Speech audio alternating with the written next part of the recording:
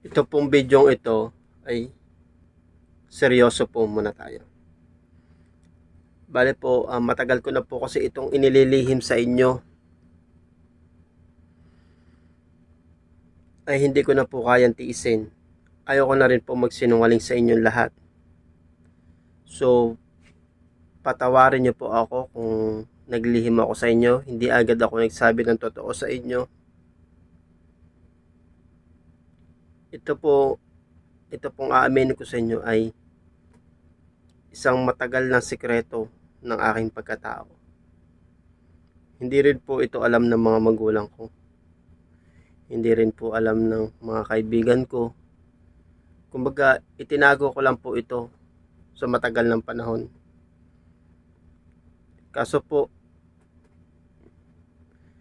hindi ko na po kinakaya sa dami ko na pong problema. Masyado na pong marami. Nagkakagulo na po sa iba-ibang bayan.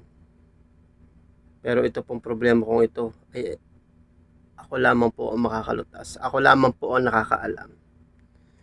So sa tingin ko po ay panahon na para malaman nyo yung totoo. At dito ko lang po ilalantad sa social media kung ano po ang katotohanan ukol sa aking pagkatao. Nakinig po kayong mabuti. Ito po ay walang halong biro. Sasabihin ko na po.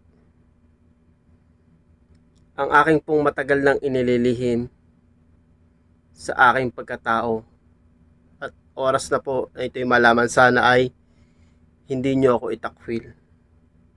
Tanggapin nyo po ako na maluwag sa inyong kalooban.